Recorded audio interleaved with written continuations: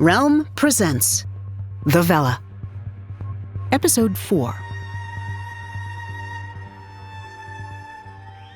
Pull the manual seal! Someone had screamed, and then the ship wrenched around them, the sound vibrating through every atom of their bodies. Upward and downward canted as the artificial gravity went, and Asala twisted in the air, detritus and grasping human bodies and pieces of the fucking ship levitating around her in the darkness. Asala scrabbled for a bulkhead, but that wouldn't help. This whole damn ship was about to go. If you could call it a ship. If you could call any of these scrap heaps ships that the refugees cobbled together and flung into space with a wish and a prayer.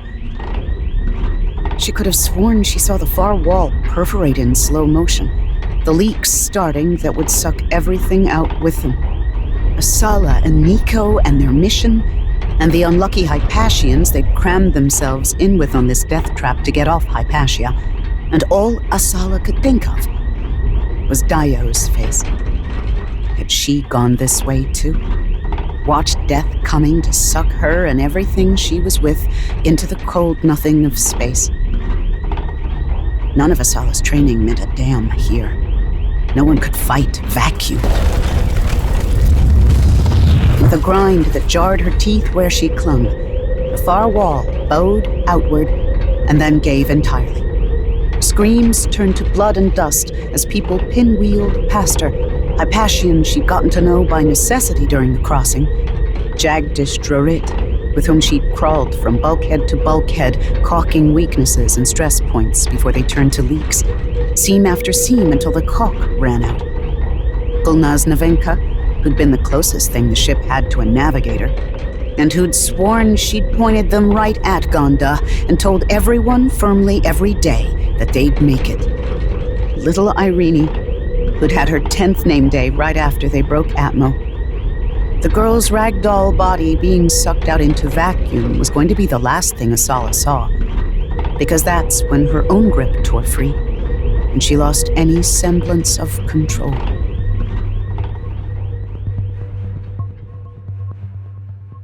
Breathe! The scraggly aid worker crouching next to Asala looked too young to be away from her parents, let alone working an underfunded charity vessel sent to pull dying refugees out of the black. The girl took Asala's pulse and blood pressure with a ribbon and her fingers, as if they were in the damn sand ages, and Asala did as she was told, just as she had when she'd first been brought aboard, and come to herself with an oxygen plate clamped over her nose and mouth. She wasn't sure if she remembered crashing bodily into the emergency force field, or if she'd lost consciousness and reconstructed the memory later. Every part of her was bruised.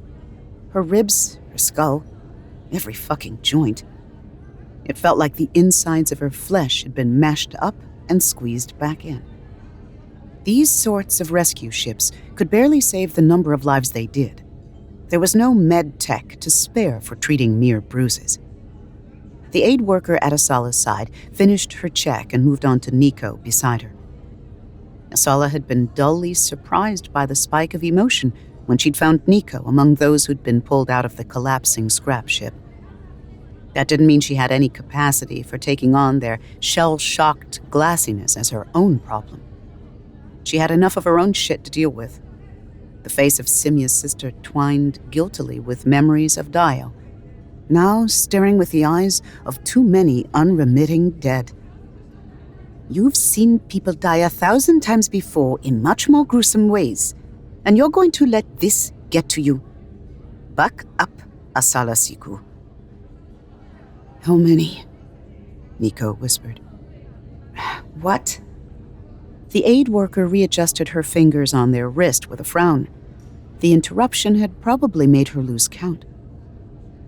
How many of us did you manage to pull out? Niko said.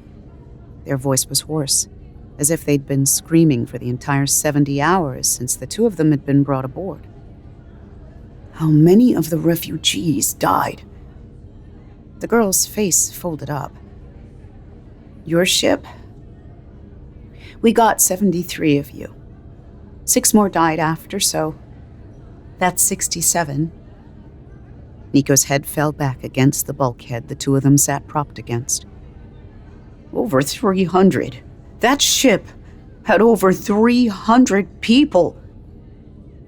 Asala tried to tell her gnawing guilt that they'd done Simya a favor by forsaking her, abandoning her sister, going back on their promise. Ironically, it might have saved the woman's life. Asala knew that didn't absolve them. "We'll reach Camp Ghala in 2 hours," the aid worker said, as if she hadn't heard Niko. She clicked something on her handheld and then moved on to the next huddle of survivors. Asala wondered just how much death she'd seen. "I used to dream." Niko had started shivering. "I had this stupid dream. I thought maybe after my apprenticeship I might get Father's approval to come out here and do something like this. Really help people, you know. I thought it'd be, I don't know, romantic, somehow." The words twisted themselves over in Niko's mouth, bitter and self-hating. Well, Asala couldn't help thinking, now you know. She managed not to say it out loud. They had to get back to the mission.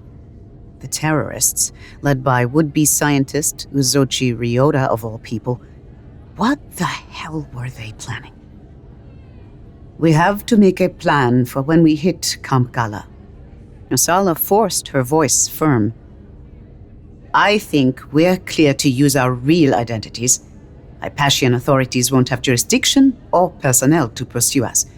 Even if they got a clean ID, and cross-planetary cooperation is even more junked out here than in the inner ring. We might also want to think about pulling out your connection to your father. He'll still have plausible deniability. A possible terror threat escalated everything. What do you know about the refugee camp? Other than that, it's an overcrowded death trap of failing life support because Ganda won't allow the presence of refugees to sully their pristine Gandesian soil. Gods, Asala. The ship we were on didn't even make it across. If that kind of scrap metal is what Camp Ghala is using to cobble together orbital living quarters when the planet right below them is 90% uninhabited. Yes, other than that, Asala said sharply. The terrorists' end goal couldn't have been just taking the Vela, not the least because they kept it so quiet.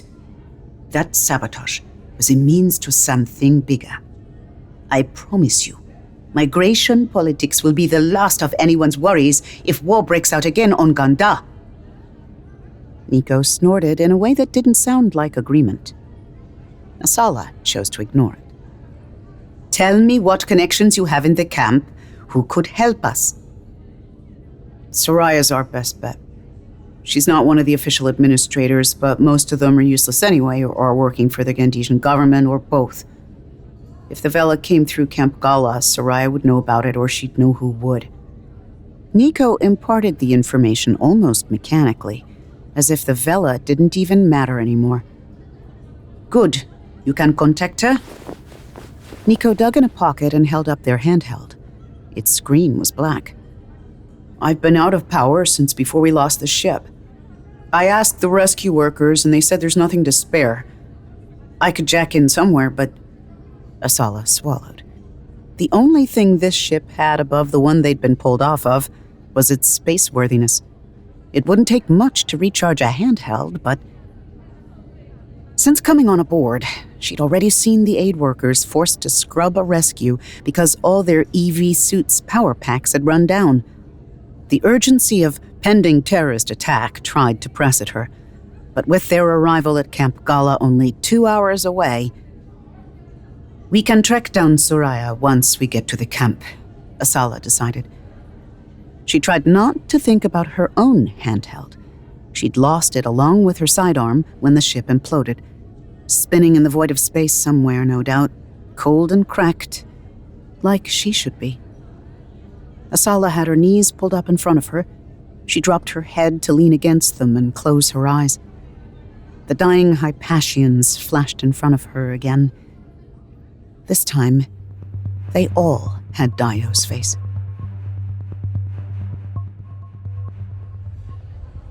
Niko felt like they were being smothered. Humanity pressed in from all sides, hot and overripe and unwell. Niko and Asala shuffled off the rescue ship amid a moving mass of people so densely packed, Niko couldn't have stopped moving if they'd wanted to. They tasted bile again, and were suddenly back on the scrap ship, the G-changes flinging them into freefall in complete darkness, screaming, and then vomiting, and then black. Even that hadn't compared to the feeling afterward, though. There, on the rescue ship, huddled under a med blanket, eyes flicking through the others, searching for missing faces. All these people Niko had met and talked to and started to become friends with on the long weeks over, even after they and Asala had executed such a selfishly hollow escape from Hypatia. Amarante, and Jagdish, and Hamish, Irene and her parents, and her 7 clan mothers and 2 clan fathers. And now they were gone. Niko didn't even know how. They died when the ship came apart, probably alone and panicked and knowing it was the end. All any of them had wanted was a tiny corner of the universe where they could live their lives. The universe had decided that was too much to ask. Yet Niko had survived. Niko, the privileged child of a living planet, who could turn around after this and go back to that planet and have not just a corner of it, but as much of it as they wanted. Niko, who'd already taken more in life than any of these people had ever asked for. Niko, who'd only been on that ship in the first place because they'd left behind the one person on Hypatia they'd promised to save. Niko's father's voice echoed in their head, Ekram clapping a solid hand on Niko's shoulder when he granted them the commission. "You'll find the Vela, kiddo. I know I can count on you." And the surge of unwanted emotion that brought, that Niko would live up to those words or die trying, even though what their dad thought of them was less important than literally everything else going on in the universe right now. And when Niko had tried to assure Father that yes, they would find the passengers of the Vela and bring them back safe, Father had laughed his charming laugh and said, "Not just the people. Remember, we need the ship safe and shiny too." Like it was a joke, but not a joke. The disgust Niko had felt in that moment rippled forward to now, the starkest of contrasts. Father only wanted his vid bites and image captures for the news, the gleaming spectacle of the Vela, bright and whole. That the ship could be what mattered to him, the God's damned ship, when out here people were dying every second like their lives were nothing. Niko's brain was breaking over it like it represented every God's damned thing out here no one from Kayam understood. Everything Niko had never understood before either. They kept shuffling along with the crowd, trying to stay close to Asala. She doesn't have to feel guilty, Niko thought wretchedly. She clawed her way through this whole fucked up journey already. I'm the one who doesn't deserve to be alive. Niko couldn't have said when they stepped from the ship to the space bridge, or from the bridge into Camp Ghala. It was all a blur of wan lighting and dingy metal. What really counted as part of the camp anyway? The new scrap ships just kept getting welded on in an increasingly unstable pile of space junk. An unstable pile that more and more people kept cramming into, heaping against every resource, oxygen and food and medicine and water, unsustainable and endless. Ganda and General Sinreg probably hoped the camp would eventually break apart in their sky. That would conveniently solve their refugee problem. Meanwhile, they kept their orbital defenses bristling with AI missiles, just in case some refugee dared to try for a life beyond digging their fingernails into the edges of a scrap heap. The clump of humans pressing around Niko and Asala unfolded into a wide bay. It had probably been for cargo initially, or maybe shuttles, or whatever unlucky ship it had originated from. Now it was an unwelcoming atrium. Refugees slumped in clumps together across the whole expanse of the wide floor, their possessions gathered around them. The thin drone of an automated voice echoed above the bay. Please visit a kiosk to receive a number. Entrance will be processed in the order they arrive. The current wait time is 567 hours. If you lose your temporary ration card...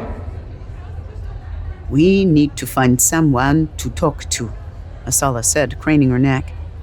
The other people from their ship were dispersing, filtering to the screens lining the walls. Excuse me, Kima, Asala said to one of the groups sitting on the floor. An old woman looked up, one of her eyes filmed over with white. She squinted the other up at Asala. Yes. Asala switched to speaking Upper Crescent. We need to speak to someone in charge. Where can we do that? The woman chuckled softly.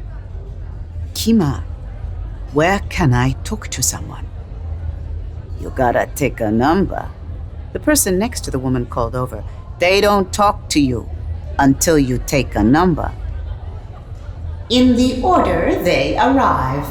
The current wait time is 568 hours. If... I need to see someone in authority. Asala tried to insist. There has to be someone. She gazed around the bay and its sea of hunched bodies. Almost 600 hours. The number started to sink in. Niko multiplied. That was over 3 Kayami weeks. Niko crouched down next to the woman and her partner. Are you telling me you have to wait almost 600 hours just to enter the camp, just to get in? The woman's partner peeled open an emergency nutrient pack and licked the lid. You mean we have to wait almost 600 hours, my friend? You're one of us. Come now, pull up a bit of floor. They rolled their hand in a welcoming gesture. Niko didn't answer, instead straightening back up next to Asala. The number of people here, people curled on the floor sleeping, playing simple games, rocking children and just waiting for 3 weeks. And they weren't even inside yet.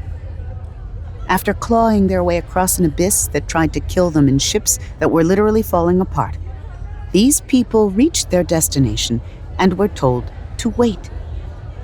To get into a refugee camp where they would also wait, and wait, for years, maybe forever. The utter hopelessness of it sandbagged into Niko in a way it never had before. They wanted to scream at everyone here. How? How can you do it? How can you keep going when there's no end? When you're just being told over and over to take a number. Wait, another week, another 17 years. The aid workers might know, Asala said, turning back. The whole system can be automated. There has to be someone we can... Niko followed her gaze. The bulkhead doors had closed behind him. The current wait time is 570 hours. New plan, Asala declared. We've got to get you some power so you can reach your contact. What do you need in order to jack in somewhere here? Wait time is 573 hours. Niko? Power. Right. Let's go over and see. People from their own rescue ship still queued at every kiosk. Niko and Asala filed in behind one of the lines. Asala kept shifting from foot to foot, her eyes darting around, the picture of impatience. The current wait time is 577 hours. It doesn't feel right. Us trying to jump the line, Niko said. Asala gave them the look. They had hoped they'd earned their way out of somewhere between dragging her limp body from the hydrogen processing plant and breaking into a prison in the frigid cold of Hypatia. Why did they always feel they couldn't gain an ounce of respect with her before it all dripped away? Do I have to remind you why we're here? She hissed. Right. They were on a mission. Niko's feelings were a selfish luxury. We're here To help some refugees, Niko growled. They weren't sure whether they said it to Asala or to remind themselves. They still weren't sure how much they believed the sabotage story. But the people from the Vela had been fleeing Eratos. All those people from the videos. They all deserved to make it back to the inner ring and alive, no matter what. But so did these people. Niko was starting to feel like their mission didn't mean shit. The current wait time is 599 hours if you lose your temporary ration card.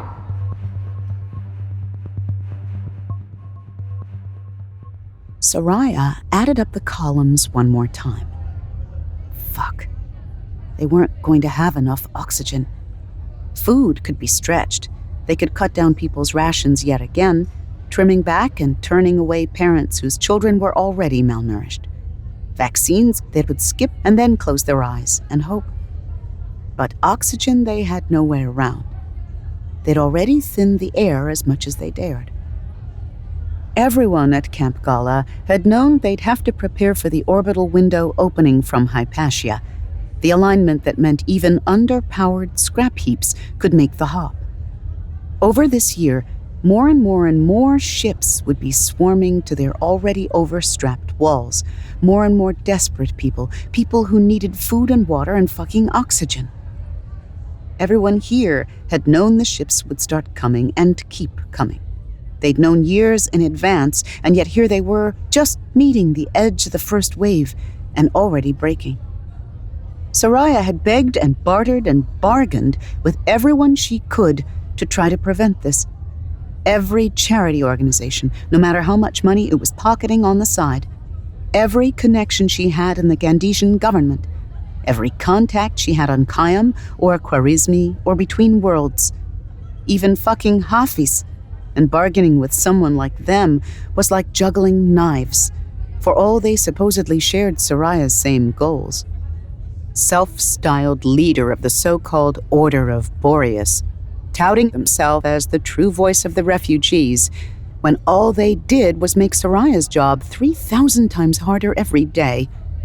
Still, thinking of Hafiz and the Order made a sharp blade of impossible hope slice through Soraya's chest, along with a fury that nearly suctioned it away.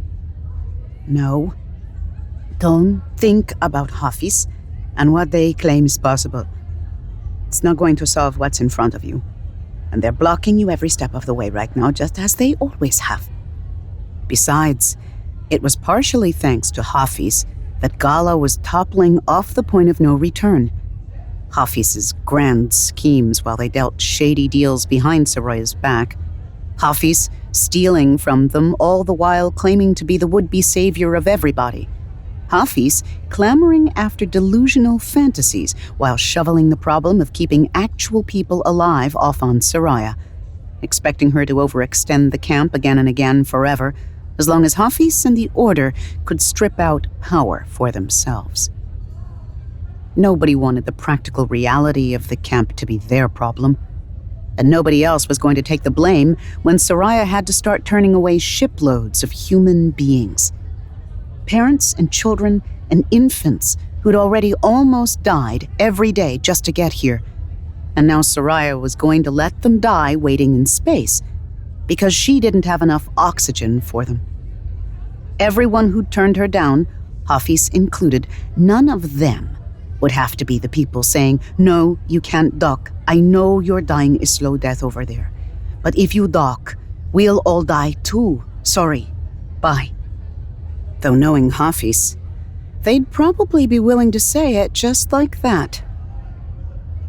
Great Mother, all Soraya wanted to do was put on a vid, turn off her brain, and sleep for a week. She rubbed her eyes, and her gaze caught on the bright finger paintings and wax drawings she'd pasted in careful rows above her interface desk. She'd kept every gift she'd ever been given. The more jerry-built or homemade, the more it meant. But the children's drawings she'd all placed here, because she needed to see them every day as much as those young migrants had needed her. Soraya leaned her forehead against the heels of her hands. Think.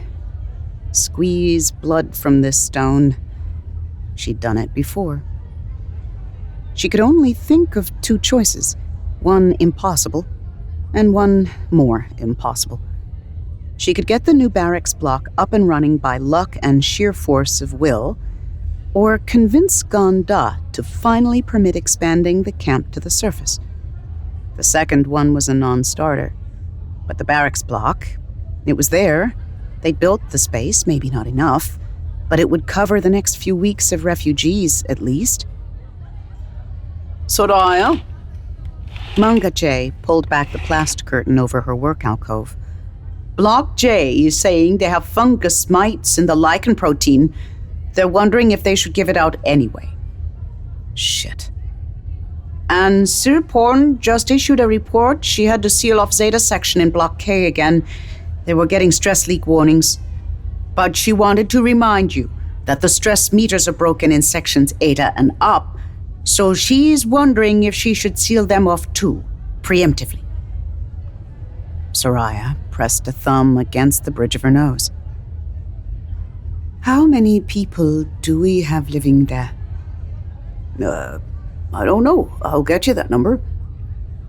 Hey, Soraya, called the voice of her 14-year-old assistant Aoife from behind Manga J. You've got an incoming from the Fleece. You want it? In here, Soraya called back. Damn it, what did they want? The Gandesian troop detachment stationed here was supposed to be Camp Gala's official law enforcement, but in practice, Soraya's people played an exhausting game trying to protect the residents from them. The ones who gave her the least trouble were the lazy ones. But she also couldn't refuse a call from them. She waved Mangache away for the moment and took a deep breath of precious fucking oxygen, trying to forget for a moment the overwhelming crush of work that wasn't even her job, work that wasn't going to get done if she didn't do it. Then she tapped the blinking hold cursor on her screen. Hey, Soraya. The Gandesian guard leaned in close to the camera. You're looking well. Get to it, Enlil. What do you want? We caught a couple of clannies trying to jack into the power grid out front. We were going to deal with them ourselves, right? But one of them claims they know you. He leered. You mean one of them paid you off to make this call, Soraya thought. She sighed. Put them on. Enlil moved out of the way to reveal two people behind him. A tall, dark woman with a hard face, who in fact did have a Hypatian clan tattoo, and beside her... Oh, Niko. The child of President Bloody Akram of Bloody Kayam. Soraya resisted the urge to turn away and laugh hysterically, or start weeping. She knew exactly what Niko was here for, and she did not fucking have time for this today. But she also wasn't in a position to turn away anyone connected to the Kayami government, not when she had at least 30 petitions in to them for help.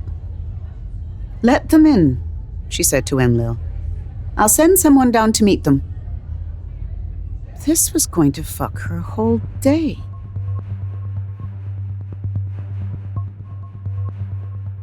Hi, I'll take them from here. A Hypatian teenager pushed past the shifty Gandesian guard and grinned up at Asala and Niko with crooked teeth. Gangly arms poked out of clothes at least 3 sizes too big for him. And you are? Asala said. I'm Aoife. I'm here to take you to Soraya. You're... The last word punctuated the arrival of a blur of a little girl who cannonballed past Aoife and threw her arms around Asala's legs. Hello, Asala heard muffled against her knees. I'm here. I'm your new friend. Don't mind her, said Aoife, trying to pry the girl off Asala. She's my sister, sorry. I look after her, you know. Come on, yo. Let the nice lady go. Asala had to bite back an urge to snap at them. But after a moment of Aoife's attempts to break his sister's increasingly tight grasp, the alarming sorrow of the girl's clinginess eclipsed any irritation. Yer was still too young to have the full clan tattoo, but the color and style of the ring around her eye matched Aoife's more complicated markers, and Asala didn't have to ask what had happened to their parents or other clan elders. Aoife finally managed to peel Yer's grip off Asala and transfer it to himself. She clutched at her big brother's arm like she was glued to it. Aoife waved Asala and Niko after him with his other hand, and the two children led the way around a corner out of the processing areas filled with the dead-eyed refugees who'd waited 600 hours to be given a space here. Asala glanced around her as they walked, cataloging details as usual. What she saw made her more than a little nervous. They kept stepping up or down between defunct ships, their airlocks jammed open permanently, metal caulk shoved into welded seams and joints that looked rubbed to breaking. Asala had spent a lot of time on ships, and this place. She flashed again to the wall of the refugee ship giving way, everything spiraling out into the black. It was on her tongue to ask if there was any evacuation plan for this floating death trap of a city, but the question was too ridiculous to ask. These people simply lived their lives, one bad leak away from oblivion. They turned into a long hall that looked like it had once been part of a habitat ship, loud with the buzz of the crowds moving through it. "This is the thoroughfare," Aoife said, trotting along with Yer in front of them as if he were a tour guide. "It's not that busy today, but on market days you can find most anything here. Blocks A through J are that way. For blocks K and up, you have to go over one section, an upper level to connect." Asala roused herself to look around with more than a tactician's sense. The thoroughfare was lined on both sides by countless people with clan tattoos, noisily chatting or bargaining with each other. Hypatians who'd set up booths trading clothes, household goods, electronics. Asala caught snatches of at least 3 different Hypatian dialects. More kids chased each other through the crowds, shrieking, and one group off to the side looked like a makeshift class held between the home mothers and clan mothers' work at their booths. Even in this far too crowded place of limbo, people laughed, hugged each other. She saw 1,000 small kindnesses as these people sacrificed resources they didn't have for their family and neighbors, and together were able to live another day. The scent of jinma wafted across Asala's senses, sharp and earthy. "Spices! Spices from home! Even gala glop can be made palatable with this," called the vendor. Asala's hand twitched. She wanted to reach up and turn off her hearing implants. She also wanted to go over and inhale the woman's entire booth. Jinma. It was a mountain spice, heavy in the region of her clan, but never exported in the dishes the rest of the system saw as Hypatian cuisine. The aroma seemed to fill her whole throat, like she could feel the cloying medicinal aftertaste that came if it was too concentrated. And it tasted of longing. She hadn't smelled jinma in over 30 years. "Okay, just a bit longer, up there," Aoife called back to them. "This way. Watch your step, it's narrow." Asala shook herself and followed. They left the thoroughfare behind and climbed a winding staircase that somehow seemed to be on the seams of 3 ships mashed together and stapled there as if it made sense. Stepping through the final bulkhead led into a space at the top that was small but surprisingly private given the camp's space limitations. Inside, a short, brown-skinned woman with her hair bound back into a messy knot was speaking rapidly into a headset and pacing as much as the room allowed. The office surrounding her was as cramped as anywhere else in Camp Ghala, and though the woman was currently the only occupant, it had workstations for at least 3 other people, plus a curtained-off work alcove in the back. Off to one side, a bunk covered in homemade quilts with another curtain half closed across it made a sleeping area the size of a closet. These must be Soraya's living quarters as well. Somehow, the place was both ruthlessly organized and filled to the brim with the mementos of years. "I know we're receiving expired stock here, and we appreciate it," Soraya was saying as they entered. "But we can't feed people fungus mites. Well, we don't want to feed people grain worms either, but they're harmless protein. Fungus mites will burrow into a person's intestine and cause intense diarrhea unless the person is given difoxin." "I hope you're kidding. That's not a solution, even if we did have enough difoxin for everyone." She held up a finger to Asala and Niko. "I appreciate that you don't feel like this is your problem, but we were counting on—" "No, stop!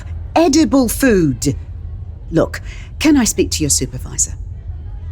"All right. Please inform her. I'll call her back then."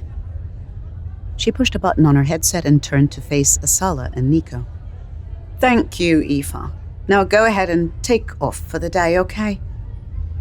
"Niko, it's wonderful to meet you in person." She smiled in a way that didn't quite make it up to her tired eyes. "You too," Niko said. "Did you get my message from a few weeks ago that I'd be coming out this way?" "I did." Soraya folded her hands over each other and gave Niko the polite type of attention that screamed politics to Asala. "You probably didn't see my reply. The networks can be so spotty out here. We truly appreciate all the contributions you've made on behalf of Camp Ghala and how you've advocated some of our most pressing issues straight to your father. I can't tell you how much it means to have someone on our side with the ear of the president of Kayam." "Not enough," Niko said ruefully. "But Soraya, that's not why we're here, unfortunately." "We think Camp Ghala may be under an immediate threat," Asala said. Soraya blinked up at her several times in rapid succession. "Oh, I thought... Why?" An alarm bell rang in the back of Asala's head at her response. Something. She couldn't quite put her finger on it. She waited just long enough for the silence to become uncomfortable, then said, "I assume we have your complete discretion?" "Soraya, this is Asala.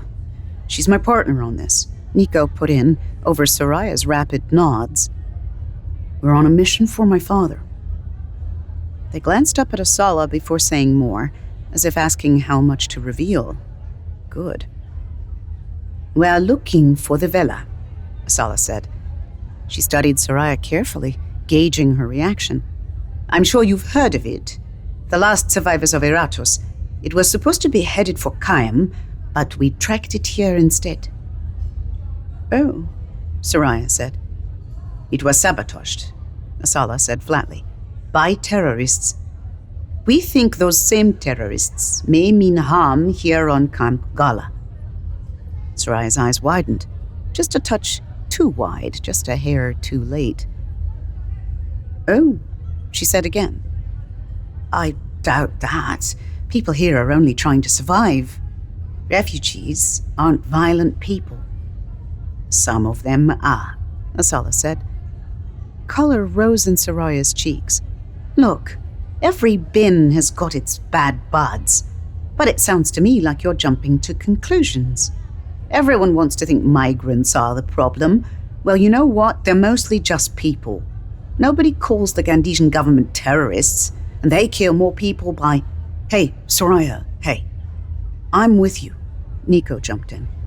"Asala's a government agent. She's trained to think that way. But all we want to do is find the Eratosi refugees and give them safe passage to Kayam, I swear. Can you help us check if any ship matching the Vela's description has docked at Camp Ghala?" "No," Soraya said. Too quickly, Asala was sure of it now. "I mean, no ship out of Eratos has docked here, I can tell you that without even checking." She paused for a beat. "Sorry for getting short there, it's been a day. And I'm sorry not to be of more help." "Well, then, can you tell us—" Niko started. But Soraya's headset beeped, and she looked down at the readout with a frown. "Excuse me, I have to take this. Do you mind stepping outside for just 1 minute? I'm so sorry." She ushered Asala and Niko out through the doorway, nodded politely, and pulled an accordion partition closed. She's right, about refugees, Niko said. How do we know it was terrorists? All we have is the word of one guy in prison who only gave his side of the story. We don't know what really happened. She's lying, Asala interrupted. What? Soraya knows something about the Vela. She's lying to us. We need to get into her records. Can you hack them? Not without...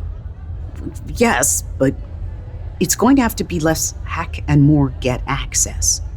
But that seems... Why don't we just ask her? Soraya's one of the good guys. Without her, this place would break apart in space. That thought wasn't discomforting at all. And how desperate for resources is she? What kinds of trades does she have to make, Niko? What kind of sacrifices? Think about it. Niko hesitated. But Soraya would want to save the people in the Vela, same as us. She wouldn't be working with terrorists. Maybe not side by side. But maybe she bargained with them by agreeing to look the other way on something. If a few people get hurt or killed, but if it's what she needs to keep this place from breaking apart into space, as you so eloquently put it, what then? Who knows what factions are in play here? Maybe someone's willing to kill off Eratossi refugees in favor of Hypatian ones. Niko pressed his lips together. Asala knew she'd almost made her point, but suddenly she was too tired and achy to press it. Did no one else feel the danger of an impending terrorist attack? Was Asala on some fucking opposite world where that didn't rate as a significant threat? Fine. You don't want to complete our mission? The one you begged me to take because it was so damn important? Forget it. I'll break back in on my own later. No. You're right. Niko's face wrenched. Everyone here, and Soraya, and they're not our enemies. Or they shouldn't be. The accordion panel slid back again. Sorry about that, said Soraya.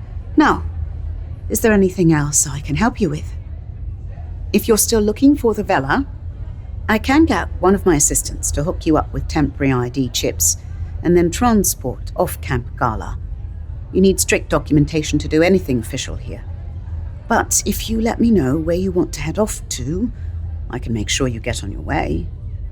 Not so fast, Asala thought, but before she could say anything, Niko swooped in. There is one thing. It's personal, but we think Asala's sister came through here. She might have arrived during the last window 17 years ago. What? Asala opened her mouth to stop them and then realized what Niko was doing and shut it so hard her teeth clacked in her ears. But how dare they use that to get access? How dare... Niko prattled on, asking Soraya's permission to dock their handheld at her charging station. They brought up a picture of Dio. Asala's hands curled, and she tried to keep her rage from burning off the skin of her face. I've tried helping Asala track her down, but working remotely, I could only find traces. Is there any way you could look through the camp's resident records for us? Or give us a chance to look? I know how busy you must be. We're just trying to figure out where she went next. Soraya stared down at the picture for a moment, as if not truly seeing it. Niko said you're a government agent of some kind? Ah, here came the quid pro quo. Soraya's loyalties might be one big question mark, but even if she wasn't on the saboteur's side herself, Asala had been dead on about how she operated. Soraya squeezed her eyes shut for a moment. I have a situation here. Thousands of people are going to die if I don't get the new barracks section up and running. The part that's really screwed up is we managed to get it built. We had to shove it through and make a damn hell of a lot of compromises. But we got enough space for at least the first wave of migrants who are docking now. Asala heard what she wasn't saying. Probably bribes, greased permitting, favors for every minor government official. See, Niko, this is the way the galaxy works. Soraya gusted out a frustrated sigh. But Ganda, the politics here are a sinkhole. Ganda has once again refused to permit expansion to the surface, and they also technically have jurisdiction over the camp. They very reluctantly permitted the barracks expansion, but long story short, politics ground to a halt, and meanwhile, the life support kitting got stuck in a warehouse section, and while I was trying to beat the local bureaucrats around the head, all the kitting got stolen right out from under us. Oxygen conversion racks, CO2 scrubbers, everything. And you want us to track it down for you? Niko said. Oh, no. Soraya gave a hollow laugh. I know who took it all. I suspected, and I just got it confirmed. But I've got... The Candatian troops here are, let's say, not people I can ask for help getting it back. Especially as Ganda is now officially blocking expansion into the barracks we've already built. But if I only have the supplies, I can smash through that needle. Easier to ask forgiveness than get a politician to say yes, right? If they shut down barracks that already have people living in them, it'll be a bloody PR disaster, much messier than telling those same people they can't come in and killing them that way. If I can get the supplies back, I will make the rest work. She'd finished the speech talking through clenched teeth, her hands in fists at her sides, and despite herself, for a brief moment, Asala felt a kinship with this woman. As much as she was sure Soraya was doing her damnedest to cover up clues of a terrorist plot. Who stole it all from you? Niko asked. Smugglers, Soraya said, without missing a beat. CO2 scrubbers will fetch a pretty price on the black market. Look, you're my only possible shot here. My people don't have the skills for this. But I'll tell you where all the supplies are, and if you can get them back for me, I'll give you access to those records for as long as you want. Her eyes softened. I hope you find your sister, Agent Asala.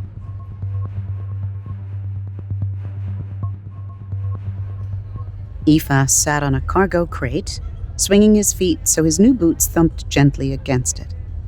Soraya had gotten them for him.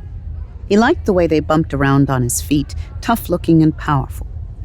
Kid, what the What are you doing here? It was the tall woman, Asala, with her partner Niko. Aoife had already decided he liked Niko better. He hopped off the cargo crate.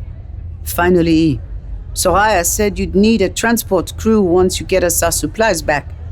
I'm your liaison. We'll be waiting to scramble as soon as you give me the word. He picked up a headset and waggled it at him. We'll be ready to run in and rack up everything to take it to the new barracks. Soraya's swinging in contractors on the sly, so we'll have this done before Boo. Are they all 12 years too old? Asala was checking all the settings on a rifle that she definitely hadn't come onto the station with earlier. I'm 14, Aoife said, affronted. And that's in our years. He glanced at Niko.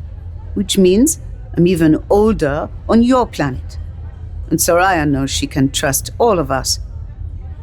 At least tell me you didn't bring the baby sister, Asala said.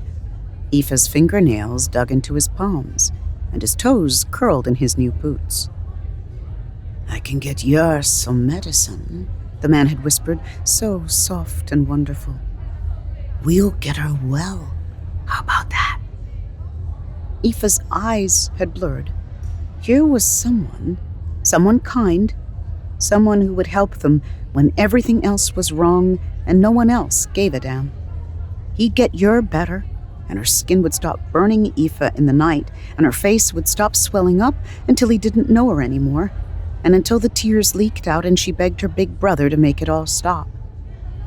The last thing his last auntie had said to him before she was gone was to take care of his little sister. He hadn't needed to hear it. They were children of Ghala, and children of Ghala protected their families. "You're a good boy," the man said soothingly. "A good brother." His hand slipped down and settled on Aoife's thigh. Aoife froze. Afterward, the only coherent thought he would remember having was that he couldn't make any noise because he'd wake Ur up. "No," he said to Asala. "I didn't bring my sister. She's at home, safe." Asala's eyes flicked up and down, and her hands paused on the rifle. "Okay," she said, but the scorn had slipped away. "How many people do you have?" And that was how Aoife ended up crouched in the dark, heart racing, knowing he wouldn't try to watch, but peering around the corner anyway. He'd never seen anyone like Asala. The only people with weapons in his reality were the Gandesian guards with their guns and their shifting eyes, or the rioters when they grasped for chains or knives or lengths of rusted pipe. Soraya had warned him about Hafiz too, Hafiz and their scary, shadowy order of Boreas, but Aoife had never met any of them. Soraya had warned him anyway. "Don't believe anyone who promises something too good to be true." Like he needed to be told that. Sometimes he thought Soraya was telling it to herself as much as to him. But Asala, she moved like one of those heroes they got on the story captures when they were able to download any to the camp. Aoife loved hero stories, but he'd never thought they could happen in real life. Until he watched, mesmerized, as Asala flowed through the shadows with her borrowed rifle. And since when did Soraya have rifles, Aoife thought to wonder. Flashes lighting up in the dark, silhouettes shouting and falling and running at Asala and always missing her. Niko was a less graceful shape, popping up and down at her heels, but together they rented through the human guards like the troops were rotted metal. In the abrupt stillness, a white rectangle of a handled screen lit up the dark. Aoife knew he wasn't supposed to come up to them yet, not until they signaled, but he couldn't help it. He crept closer, fascinated. "How long?" Asala was saying. 1 minute, maybe 2, came Niko's voice. The lock isn't that sophisticated. "Any chance one of them contacted someone before we got through?" "No. It looks like the jamming field held, and Soraya's codes worked to knock out with surveillance." But she was right. There wasn't much surveillance on this area to begin with. "I wondered," Asala said shortly. "What do you mean?" asked Niko. "These weren't smugglers." "They weren't? Wait, what?" But Soraya said, "Yes," Asala answered back. "She did." Aoife tried to puzzle through that, but before he could, Asala started talking again. "I think we found out who our terrorists are trying to hook up with here. Something's about to blow on either Camp Ghala or Ganda." She paused for a beat. "We're going to stop this, whatever it is. Don't trust Soraya." Don't trust Soraya? Aoife felt a sudden flush of anger. The bright handheld beeped. "Got it," Niko said, and they sounded relieved. "We're in." Aoife slunk back into the shadows. 30 seconds later, the all clear came, and Aoife didn't have time to think, as he and everyone else furiously ratcheted the machinery that would be saving their lives onto magnetic pallets and then hauled them away into the night. But the words kept echoing in Aoife's head. Don't trust Soraya. Aoife had known Soraya for a lot longer than he'd known either Asala or Niko, and Soraya took care of her people, took care of the camp, and didn't take anything in return. If Asala and Niko were working against Soraya, he had to warn her.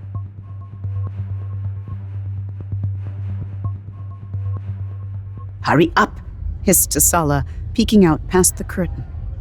They were crammed into Soraya's work alcove with their promised computer access. Aoife and the rest of Soraya's people had immediately taken over the vital supplies for installation, leaving Asala and Niko to find their way back. Soraya herself paced in the outer room, on her headset again. "I'm hurrying," Niko whispered in reply. "Just so you know, I don't see anything on your sister, just doing a standard search." Asala glared daggers at them. All right. It was quick to check is all. We only have access to the resident records. It'll take me a minute to get into anything else from here." "But you can, right?" "Yeah."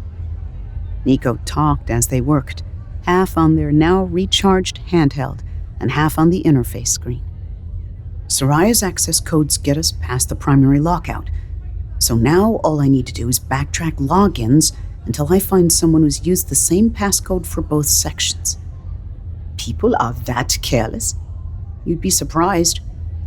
"Okay, I'm into the docking records, looking for anything that's a match for the Vela." Asala's hands twitched. Soraya had taken back the weapons she'd loaned them, politely but very firmly turning down Asala's request to keep them, and Asala hadn't felt able to press. Not when they were about to hack into Soraya's records, while she paced only a few meters away. "Nothing," Niko whispered. "Are you sure?" "I'm sure." Maybe she wasn't lying. Asala rolled her lips between her teeth. Something else. There had to be something. She thought back to the specs on the Vela Ekram had given her. The ship had struck her as odd, the shell of an old freighter with pieces tacked onto it in a way Asala had never seen before. She hadn't been able to guess at the function of them. But if someone stripped them and made it look just like a generic old freighter, the saboteurs or... Wait. The people, she said. People were unique, and from what they'd seen, Camp Ghala was an absolute morass of bureaucracy. Search for the people instead. You have the Vela manifest, right? Sure I have it. Oh. Niko's voice sounded funny. Oh dear. What? They're here. They're all here. Or they were. This place has such strict documentation requirements, and I'm finding matches to almost everybody. Their blood scans and fingerprints and facial only... Niko! Asala struggled to keep her voice low. They're all under different names, all of them. And every one of them was processed by the same person. Soraya. Copy over everything you can. Hurry! Asala kept the corner of her vision on the gap edging the curtain. Outside the alcove, Soraya hung up from her call. Her face sagged in exhausted lines, but she looked triumphant somehow. "How's it going in there?" she called. "No matches yet." Asala struggled to keep her voice level. "Your new life support getting set up, okay?" "Sounds like they're almost finished installing it. I've got some smart people here. Folks who were hydro engineers or terraforming experts back on Hypatia.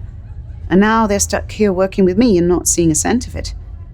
Her voice turned bitter. "Ganda is downright idiotic not to take people like them. Although I suppose we'd be in trouble if Sinrig ever did try to snatch them away. I don't know if I'd be able to keep this place habitable." "I don't envy you," Asala said. It was even the truth. "The people here are lucky to have you. I'm the one who got lucky. I'm from Summers, or my family was. I don't remember it. They smuggled me out in the belly of a cargo ship. And that was before Ganda had closed its borders. I'm a Kiyomi citizen now, but once you see what's going on here, you can't look away, right?" Aoife stumbled through the doorway, panting. "Aoife?" Soraya looked between the boy and the headset in her hand. "Mongaje just told me everything was going well. Are you okay?" "Yes, Mangaje said, I heard." His eyes flickered up to Asala's in the crack behind the curtain, and something tingled up the back of her neck. Can we talk alone for a minute? Aoife asked Soraya. We were just about done anyway, Asala called from the alcove. She thwacked Niko with the back of her hand, and they rapidly started closing out, records blinking into non-existence, until the screen blanked to asking for a passcode. Asala edged out of the alcove. Hi, kid. You did good out there. Aoife flushed, but it didn't look like it was from pride. Asala took Niko by the elbow and steered them around Aoife and a frowning Soraya. As soon as they had turned into the narrow, twisty hall, she sped up to a fast walk. Niko matched her pace. What's going on? The kid made us somehow. He must have heard we were back with Soraya and run here to, I don't know. Rescue her? Warn her? Make sure they weren't holding her hostage? Who knew how teenagers' minds worked? Start killing any surveillance you can, and tell me you got something off those records.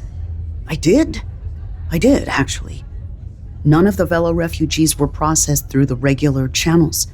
They're all logged as going through a backup administrative center out past Block K. They were given living quarters in Zeta Section, and then, all of a sudden, that section gets structural integrity issues and has to be sealed off. The computer records say they were moved, but Asala saw it immediately.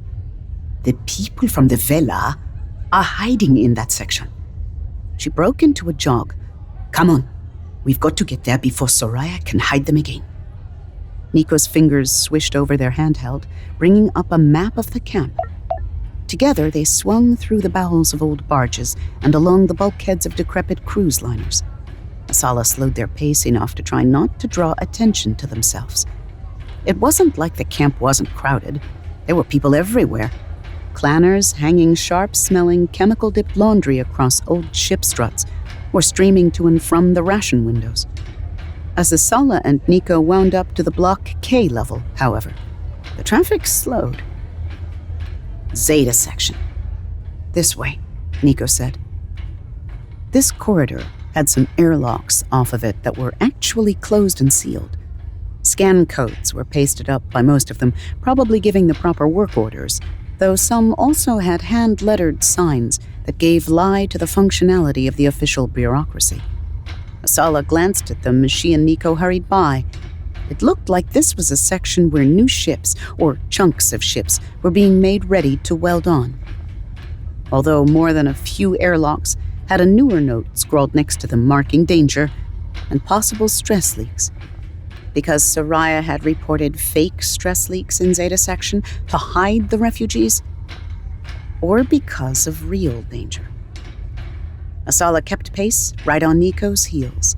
They were staring at their handheld so hard they almost walked right into the next sealed-off airlock. Asala stumbled to a stop next to them. EV suits and a rack of repair tools sat next to the airlock, with another hand-scrawled note about danger. The word was repeated underneath in several local Hypatian languages as well. Shit, Asala said, her breath quickened by the jog. Maybe this section really is fact. Niko glanced around nervously. Suit up, just to be safe? Definitely. No one with any off-ground experience would cycle an unknown airlock bare-skinned.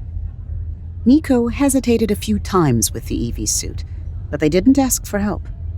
Probably their first time suiting up for real, Asala realized, noting with approval how the prospect of actual vacuum didn't seem to have frozen out their prior apprenticeship training. Niko had been pulling their weight on computer security and networking contracts too, just as they'd promised. Asala resolved to try to remind herself of that the next time she got annoyed. She clicked on her headlamp and opened the suit radio. Ready? I think so, yes. With one more glance behind them, Asala punched the airlock cycler.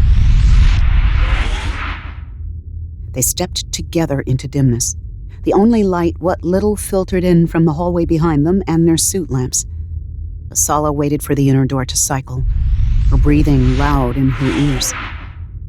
My suit's not reading total vacuum, but close enough, she said. Mine too, Niko answered. If it's actually vac, do you think it's a dead end? Asala considered for a moment. Her intuition was telling her this still felt off. Too many coincidences. Something about this section. Only one way to find out. They stepped forward into the darkness. Zeta's section was just as badly fit together as the rest of Camp Ghala, maybe worse. I think this was some old freighter, Asala said. Her voice felt cavernous, reverberating in the radio. A long time ago. A very long time ago. This is the end of the mapped section, Niko said. Maybe there's nothing to see here after all. Wait. Asala trumped toward the far end of whatever old bay they were crossing.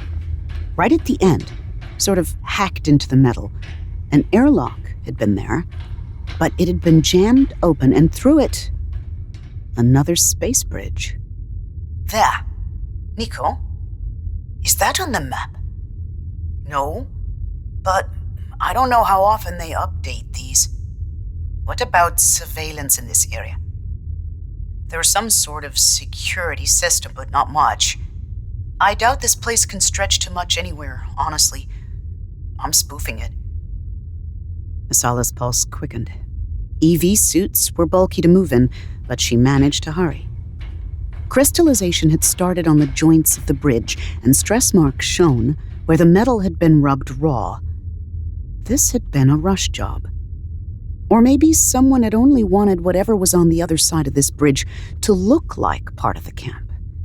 Maybe whoever it was wasn't planning to stay very long at all. Asala peered down the narrow passage, letting her headlamp limn the corners. She couldn't quite see what was on the other end, but the canting gangway that branched immediately into corridors, the swooping lip of the design above the doorway. We didn't find the passengers of the Vela. Her voice came out hushed. We found the Vela. Oh! Shit, Niko said. Asala hadn't wanted to be the one to say it. She didn't overly relish the idea of treading down the hash job of a leaking space bridge, but at least they were suited. Trusting Niko to follow, she carefully placed one foot in front of the other, alert for the metal to give below her boots, or the joints to begin shifting against themselves. But she and Niko made it to the other end without incident, and they stepped onto the ship they'd been chasing since before they left Kayam. Hello there, Asala murmured to the empty darkness. Now, who is hiding you, and why? And where are the passengers? Asked Niko. It's them we have to bring back.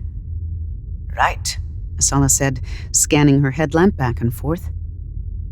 But was it the passengers everyone was so interested in? She thought back again to the specs they'd been given. The Vela was a smaller, older ship, not even big enough for all the refugees it had carried, and a far cry from a prize anyone from Kayam would want. But those unlabeled additions on the specs that Asala hadn't recognized. Maybe the ship itself did have something to do with everything that had happened here. She couldn't imagine Ekram would send her all this way for a bit of shiny. He just wanted his political payday. But the terrorists? Or Soraya? What about Uzochi, the physicist terrorist? Could she have been planning a major attack from before the Vela left Eratos? What if the whole ship was a mobile bomb, a trap, coming to dock here as part of their terrorism plan? All these people were after something. Or someone. Was Uzochi herself a scientist asset worth stealing? Soraya had admitted the value of her team of highly educated Hypatian experts, people who'd been reduced to scraping at the station to save their own lives. Maybe Soraya wanted to add to that collection. Asala recalled Ekram's sales pitch. Uzochi wasn't even the only scientist on the Vela. Her mother, Vanya Ryota's whole lab had been out of Eratus. "This is weird," Niko said. Asala turned. Niko's helmet was bent toward their handheld. "I'm getting the most bizarre readings off the artificial gravity. I don't feel any difference." Asala tapped a boot against the metal panels of the flooring. "It's clearly working, right?" "It is, but according to these readings, it shouldn't be. Or it's, I don't know, compensating for something that, I don't know. Mass variations?" Asala came over to look over their shoulder. "No. The whole anti-grav strength reading is jacking up and down. Like 1G, 1.3 Gs, 0.3 Gs. We should definitely be feeling that, right? But I don't feel anything at all. Maybe the reading's flaking. We should take a look at the anti-grav chamber. I'm not sure I'd know what to look for, but this is too weird. There might at least be engineering logs or something." Asala wasn't sure she'd know what to look for either, but she'd been in the exotic matter chambers of enough ships at least to know her way around them. Her scientific knowledge of artificial gravity ended at a layman's limits, that it was run off something called exotic matter, which had to be contained in a special field so it didn't interact with real matter. The whole thing wasn't much to look at. Usually a bowed-in containment chamber that supposedly had some little particles inside that physicists and engineers knew what to do with, and that Vanya Ryota had managed to commodify and scale up so it could be slotted into ships easily and everyone else could work on top of it. If something went wrong with artificial gravity on a ship, it usually had to do with the software side, not the exotic matter unit itself. But she'd never seen readings like the ones on Niko's handheld. Niko had a partial layout of the Vela pulled up, and the two of them crept through utilitarian hallways and clumsily converted living areas. The detritus of the Vela's too crowded manifest were everywhere. Empty water cans, dirty scraps of cloth, a broken handmade toy. Asala and Niko took 2 wrong turns, but eventually made it into the control rooms. Asala picked her way through the cramped space over to an interface and brought up the logs. "If we can find what Uzochi and her cronies sabotaged, maybe that could give us a clue to..." Whatever she had been about to say dropped clear out of her head. The logs were blank. "Shit," she said. "Any chance they had backups? I'm looking, but I'm not seeing anything obvious. If I had time to sit down with the system..." But Soraya might already know they were here. "We'll do an engineering walkthrough and the anti-grav chamber first," Asala declared. "See if there's anything we can pull. If not, we'll circle back around." "Okay. I think through here's engineering, and just below that should be the exotic matter containment." Whoa! What? The anti-grav readings just jumped wildly. We should have been feeling 7 Gs just now, and then gone almost weightless, and now it's bobbing back and forth between 4 and 10. What the hell? Let's get down there. They edged through the engine sections. The flooring here had become even more scuffed than elsewhere, the panels worn and used. Asala wasn't sure, but some of this equipment looked older than the ship itself. A ladder led down to where Niko thought the exotic matter chamber might be, and Asala followed them down hand over hand. It went a lot deeper than Asala had expected, dumping them a good 3 stories below engineering. And the door was sealed and coded. Why the hell would someone seal up exotic matter? Asala wondered out loud. It's not like it's dangerous. If someone breaks the containment, it just goes poof, and everyone loses their gravity, right? As far as I know. Niko sounded disturbed. And I think it's really hard to break those containment chambers, too. It wasn't even like someone could steal exotic matter without stealing a whole room-sized containment unit with it. which was more than impractical, especially in the middle of fucking space. So why had someone taken such care to seal up this door? "Can you get in?" Asala asked. "I'm working on it. I think so. It'll be a minute, though." Asala crouched against the bulkhead and waited. Something was tickling the edge of her brain, something that would make all of this fit together. The wall shivered against her. It wasn't a noise exactly. The ship was too close to vacuum for noise, but something had banged hard enough up above for her to feel it. She straightened, keeping one glove against the wall. Niko.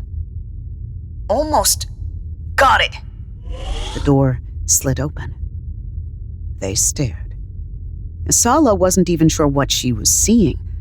The chamber was huge and almost entirely empty, just space upon space stretching up toward the ceiling.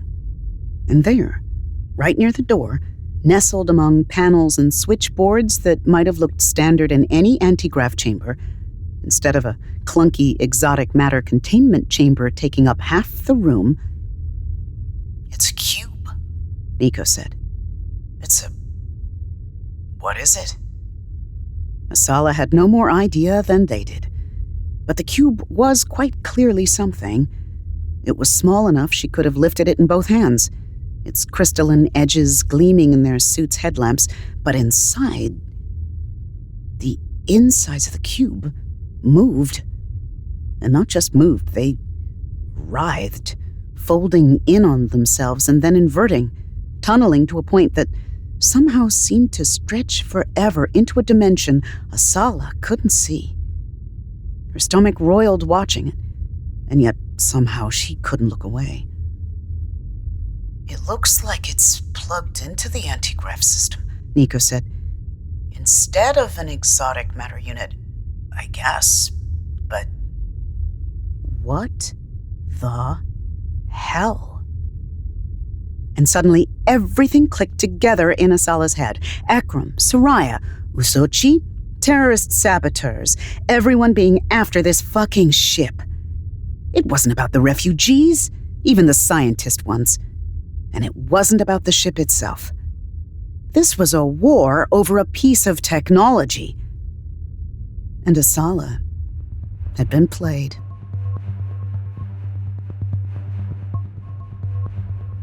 Soraya clicked off the call and took a precious minute to sit with her head in her hands. You had to make this choice, she reminded herself. You had to. It doesn't matter how much you hate Hafiz and the Order. This is too big. This could mean everything. She had no illusions about what she'd just done.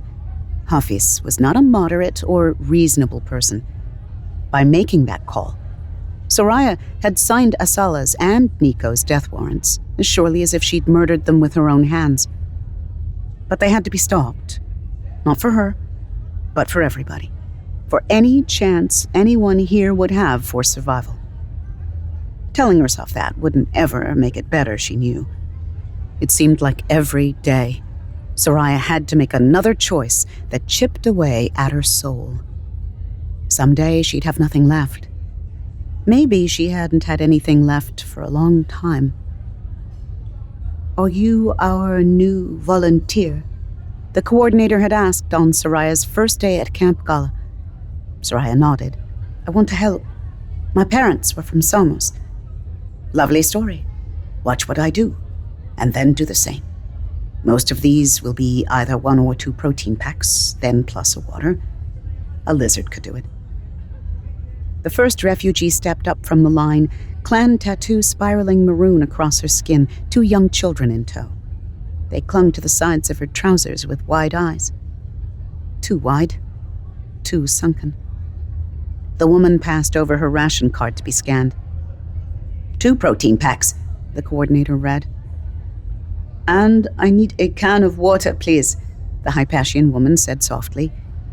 Soraya reached for one. The coordinator's hand stopped her. No, she's had her water ration already. The woman's face began to tremble. Please, My niece got herself and I had to wash it. My children haven't had water in 2 days, please. I have another ration due in 12 hours. You only get what's on the ration card, the coordinator said. She didn't even sound sorry about it. But she must have seen Soraya's face, because as the woman shuffled off crying, she added, "You'll learn. Everyone will ask. If you give out more, we run out. That's the cold facts." The cold facts.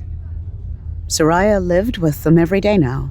The cold facts and the cold choices, here with the cold of space pressing in on every side to devour them all.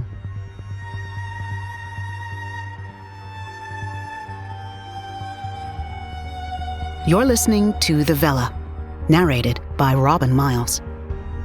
Produced by Realm, your portal to another world. Realm, listen away. The Vela is written by Yoon Ha Lee, Becky Chambers, S.L. Huang, and Rivers Solomon. Executive produced by Molly Barton, Lydia Sharma, and Julian Yap. Audio production, sound design, editing, and theme music by Amanda Rose Smith.